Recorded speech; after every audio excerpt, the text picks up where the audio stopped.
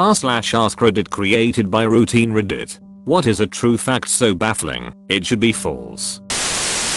The record for most children born to one mother is 69, to the wife of Fyodor Vasilyev, B 1707 C 1782, a peasant from Shuya, Russia. In 27 labors, she gave birth to 16 pairs of twins, 7 sets of triplets and 4 sets of quadruplets. Edit. Wife name is Valentina Vasilyeva. Not sure what's more impressive, having that many children, or considering it's the 1700s, living through it. Would be interested in how many of the kids survived too. That poor woman. Imagine being pregnant for over 20 years. I imagine after the first decade you just accept your life as a literal baby factory. I mean, she isn't even acknowledged by her own name. According to Snopes, her name was Valentina. The wife of Fyodor was her actual name, an odd choice by her parents, made only more awkward when she eventually married Bob Vasilyev. Bob Vasilyev, Vasilyev refrigeration. My husband read this for the first time yesterday. His reaction was, dude, get off of her already. It's a uterus, not a clown car. 69 babies? It's a clown car.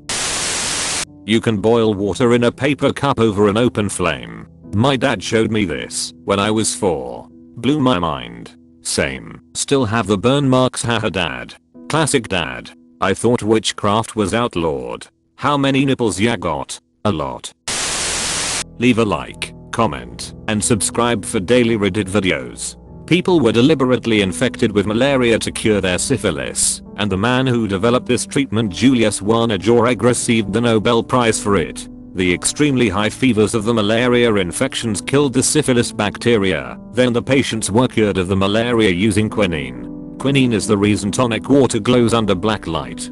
Till tonic water glows under black light. Yeah, why the heck aren't we all serving gin and tonics at Halloween parties? Some of us are. Edit. Wow. This blew up while I toiled at work. So you will like even more that Monster Energy drinks glow too. Well, of course the booze which is serving gin and tonics at the Halloween party. Didn't even notice, lol. I understand the irony in my comment, but I really appreciate their actual comment instead of relevant username. If sound could travel through space, the roar of the sun would be deafening, even though it's 93 miles away. Edit. Because space is a vacuum, sound can't travel though a vacuum. Edit again. Obviously lots of other things in the universe would change, and yes, presumably other stars and planets would make noise too. We'd probably all die screaming as the Earth itself imploded from the pressure of traveling so fast through a universe that wasn't a vacuum. Last edit. Yes, Jesus Christ, Rick and Morty, as hundreds of you have pointed out. That stuff makes sound. Yup. The sun is 290 decibels. If space could carry sound, it would still be 125 dB by the time it got to Earth. It'd be like a jackhammer everywhere all the time. Of course, if that happened, we'd probably evolve to be deaf in that audio spectrum, so we wouldn't notice. How often does the sun roar like that? So often you'll barely notice. Well, it ain't much, but it's home. At 1234.8 km/h it would take sound around 13.85 years to reach Earth. Wow, so the sun could die 8 minutes after we'd be in total darkness, but the roar of the sun would still be everywhere for 13 years. Edit. Made a post on r/writing prompts about this. Had to remove the link. That's a pretty terrifying thought. Thanks for that. Bro, that sounds metal as heck. Imagine just sitting on a world of endless night listening to the roar of a sun long dead. The longest time between two twins being born is 87 days. I see these threads a bunch, but this answer has me interested. Gonna look up the source on that one.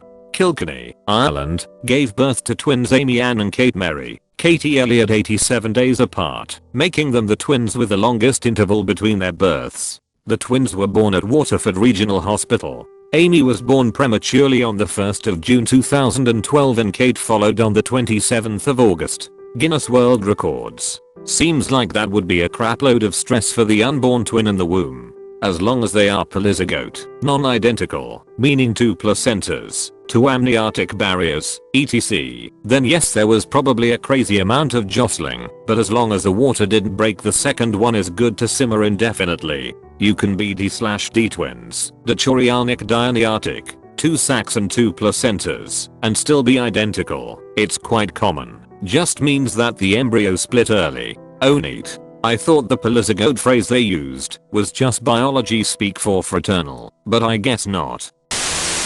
From 1613 and 1620 a samurai traveled to Rome by way of Mexico. During this time, Shakespeare was still alive. Virginia had been founded for around a decade. Galileo was accused of heresy, and Pocahontas arrived in England.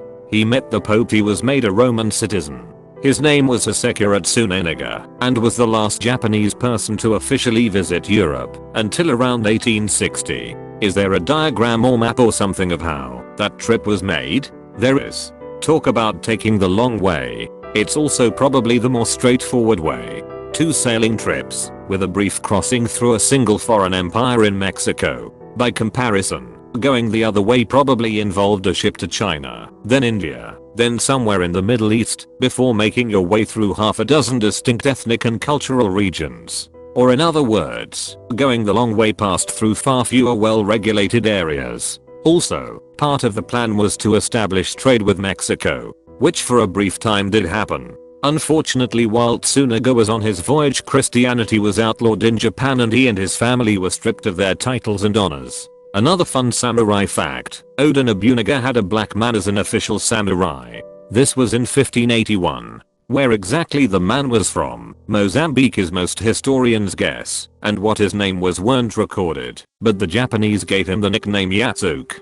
He'd come over to Japan on a Portuguese missionary boat. By all accounts he and Nobunaga got along great, and he fought in several major battles of Japan's warring states period. Sadly, after Nobunaga's death, Akachi Mitsuhide declared Yasuke to be not a man, but an animal, and had him sent to a nearby Christian church that had been established by missionaries. There is no record of what happened to him after that. Man, Akachi is a freaking butthole. Saddam Hussein was an erotic romance novelist in his spare time as the dictator of Iraq. He also had a Quran bound in human flesh, which is apparently a big no-no in Islam, and just about anywhere else. It wasn't a Quran bound in human flesh, it was a Quran written in his own blood. He hired a calligrapher to write it over the span of 2 years using vials of his blood. It was bound in goat leather. Oh good, I thought it was weird for a second there. Cheetahs can't roar, but they can meow like house cats. Whoa, is this legit? Googling now. Edit. This has been the cutest part of my day. Cute, then scary. One day Mao Zedong saw a sparrow eating grain.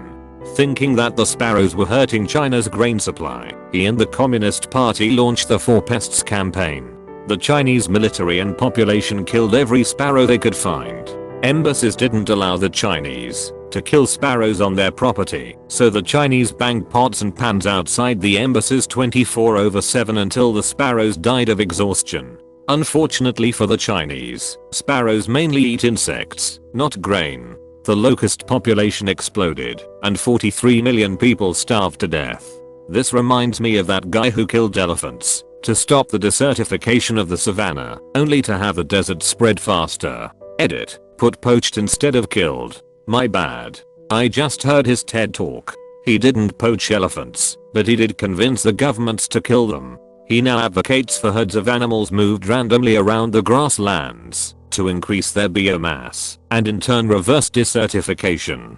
He says that the elephant thing is his biggest regret in life and it still haunts him to this day. Haunted by ghost elephants does not sound fun.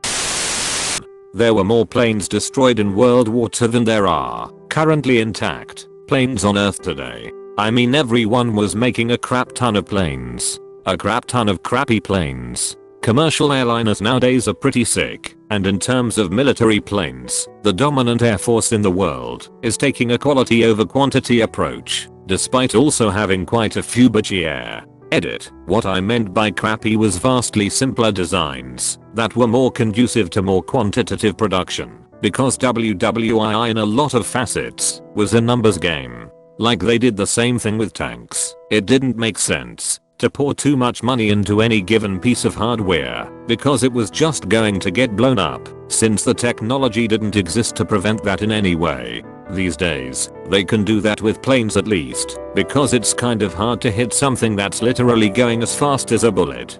Gotten a lot of responses about how WWII planes weren't actually crappy, and I agree. I was just using coarse language. There is an extremely rare condition called Stoneman syndrome. It causes any smallest damage done to tissue to regrow into a bone. Speaking briefly, people affected by this sickness slowly turn into living statues as they get older. Wikipedia. Surgical removal of the extra bone growths has been shown to cause the body to repair the affected area with even more bone. I'll never sleep again. Adult patients eventually have to decide on what position they wish to predominantly take for the rest of their lives. This was creepier for me. I'll take the coffin pose, please. And if you could, just go ahead and throw me the heck in it because I'm done. Just make me into a coat rack. More people died making the V2 rockets during WW2 than were killed by them. Another fun fact about V2 rockets, Germany was facing a large issue with rocket fuel shortages during the project because people kept drinking it. The fuel was made from 70% ethyl alcohol and 30% water, distilled from potatoes. It was the most economically viable fuel at the time, since they were already very low on other fuels.